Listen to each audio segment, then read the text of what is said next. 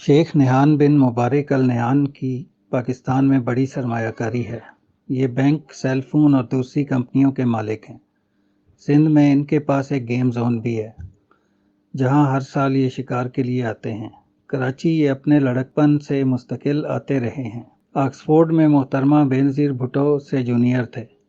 इनके बकौल हम इन्हें कामयाबियां हासिल करते देखा करते थे और इनसे हमारे ताल्लुकात पुराने हैं।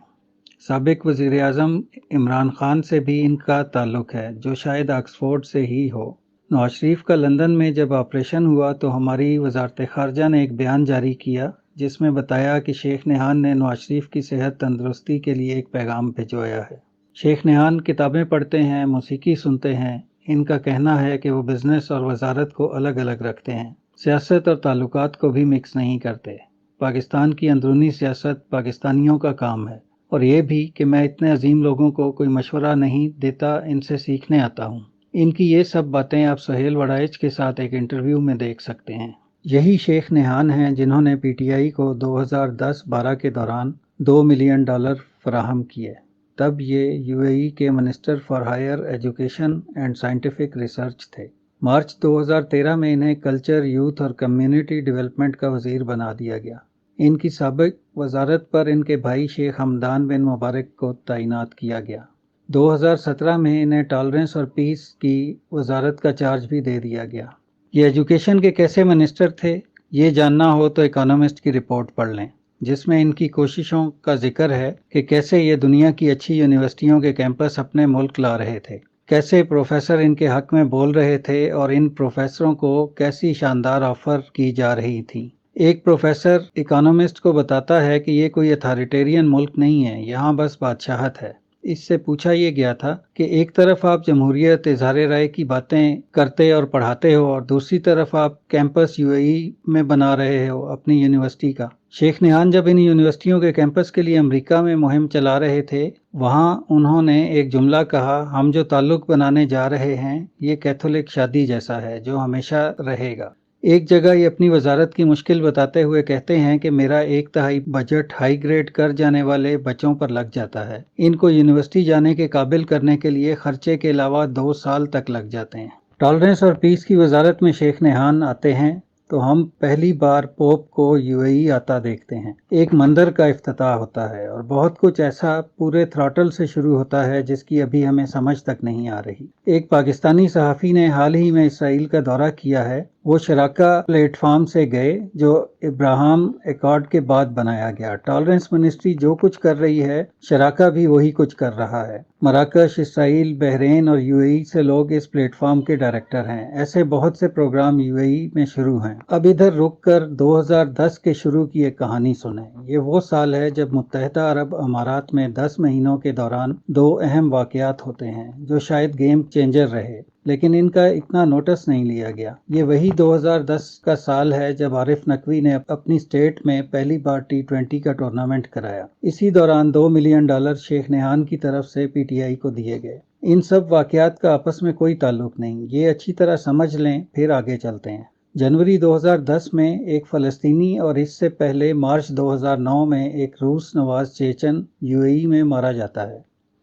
चेचन वाला वाक़या ज़्यादा हाईलाइट नहीं होता, लेकिन दूसरा वाक़या यूएई को हिला कर रख देता है। ये तासुर बुरी तरह मुतासिर होता है कि यूएई एक महफूज मुल्क है। दूसरे वाक़ये का इल्ज़ाम इसराइलियों पर आता है। हार्टेज अखबार का कहना है कि जब ये वाक़या होता है तो इसराइल का अहम तरीन शख्स यूएई ही में था। इसको वाक़ये का बताने की इसराइली एजेंसी जहमत ही नहीं करती। वो जब अमाराती वली अहद MBZ से मिलता है तो वो कहते हैं कि मुझे मालूम है कि इसराइलियों को पता नहीं था। ब्रूस कशदान इस बंदे का नाम है। ये पस मंज़र में घूमता इतना ताकतवर फर्द है कि हर इसराइली मामले में इसका किरदार मिलता है।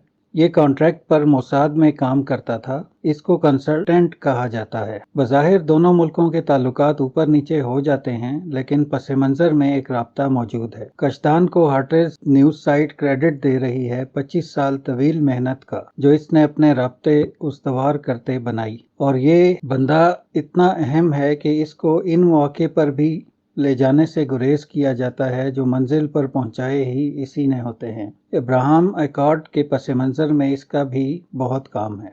अब रिचर्ड क्लार्क की सुने। یہ وائٹ ہاؤس میں اینٹی ٹیررزم کے زار رہے، نیو یارک ٹائم کے بقول۔ پھر ان کو متحدہ عرب امارات کے ولی عہد نے ٹیررزم پر اپنا مشیر بنا لیا۔ رچرڈ کہتے ہیں، مجھے اچانک ہی کال آیا کرتی تھی، MBZ بول رہا ہوں، تیار ہو جاؤ۔ کبھی MBZ کے ساتھ ہیلی کاپٹر میں بیٹھ کر صحرا جاتا اور ادھر سولر سے پانی نکالنے کے کسی منصوبے کو دیکھتا، اور کبھی کچھ اور۔ ایسے ہی ایک دن ایک فون آیا کہ تیار ہو، گاڑی بھیج رہا ہوں۔ گاڑی کے سفر میں مجھے لگا کہ شاید اغوا ہی ہو گیا ہوں۔ جب ایک کمپاؤنڈ میں اتارا گیا تو گولیاں چلنے کی آواز آ رہی تھی۔ اندر جا کر دیکھا تو MBZ ایک کرسی پر بیٹھے تھے، ساتھ ان کی بیگم بیٹھی تھیں۔ سامنے لڑکیاں فائرنگ کی پریکٹس کر رہی تھیں، جو ان کی بیٹیاں اور بھتیجیاں تھیں۔ مجھے دیکھتے ہی MBZ کہنے لگے کہ میں ایک ڈرافٹ بنا رہا ہوں، اس ملک کے ہر شہری کو ذمہ دار ہونا چاہیے، ان میں کئی سست اور موٹے ہیں۔ اس ڈرافٹ پر جب عمل ہونے لگا تو UAE کی شکل بدلنے لگی۔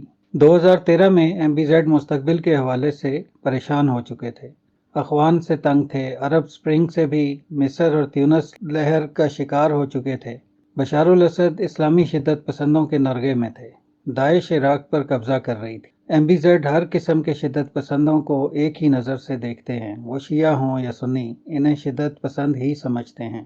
انہوں نے اپنے وسائل شدت پسندی کا مقابلہ کرنے میں جھونک دیے۔ 1300 ارب ڈالر کے ویلتھ فنڈ کے ساتھ یہ دنیا کے ایک طاقتور ترین شخص ہیں۔ ہارٹز کی ایک رپورٹ بھی MBZ کو مڈل ایسٹ کا طاقتور ترین شخص ہی کہتی ہے، اور ہیڈ لائن ہے کہ کیا ولی عہد مکاولی ہیں کہ میسولینی، یا دونوں؟ اس رپورٹ میں اوباما سے ان کی دوستی کا احوال ہے، دونوں کا ہر وقت رابطہ رہتا تھا۔ جب ایران کے ساتھ امریکہ کی ڈیل ہونے لگی تو دونوں کا تعلق خراب ہو گیا۔ پھر ایک وقت میں انہوں نے اوباما کے ساتھ طے شدہ ملاقات کینسل کر کے تب ٹرمپ کے داماد جیرڈ کشنر سے ملاقات کی، جب ٹرمپ ابھی صدر بھی نہیں بنا تھا۔ اوباما نے ایک وقت میں مصر پر پریشر ڈالا تھا کہ وہ اخوان کی جمہوری فتح ہونے کے بعد صدارت میں رکاوٹ نہ ڈالے۔ اس نے بھی MBZ کو بدمزہ کیا۔ MBZ پھر ہر جگہ شدت پسندی کے خلاف میدان میں اترتے ہیں، مصر میں، لیبیا میں، صومالیہ میں، یمن میں۔ ان کا اپنا انداز تھا۔ یمن میں انہوں نے بلیک واٹر کی مدد سے کولمبیا اور ساؤتھ افریقہ سے کرائے کے سپاہیوں کو میدان میں اتارا۔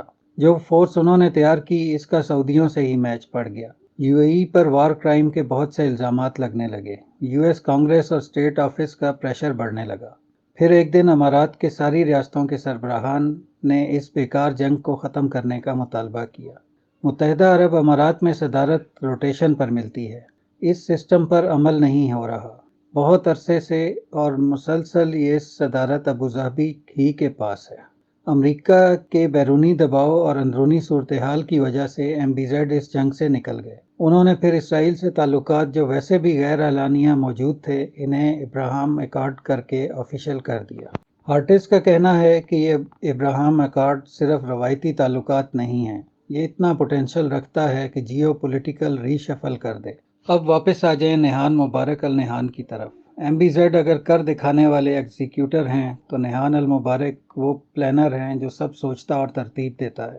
یا اس کو آپ الٹ کر کے پڑھ لیں، لیکن دو کزنوں کی یہ جوڑی جو طے کرے وہ حاصل کر کے ٹلتی ہے۔ ہمیں کسی سازش کو نہیں سوچنا، نہ کسی سنسنی پھیلاتی لہر پر سوار ہونا ہے۔ پاکستان کوئی گیا گزرا ملک نہیں ہے۔ سوال بس اتنا ہے کہ کیا ہمیں پتہ بھی ہوتا ہے کہ ہمارے ساتھ ہو کیا رہا، یا بغیر سوچے سمجھے ہم کبھی نقصان کرتے ہیں اور پھر سوچ سمجھ کر بھی نقصان ہی کرتے ہیں۔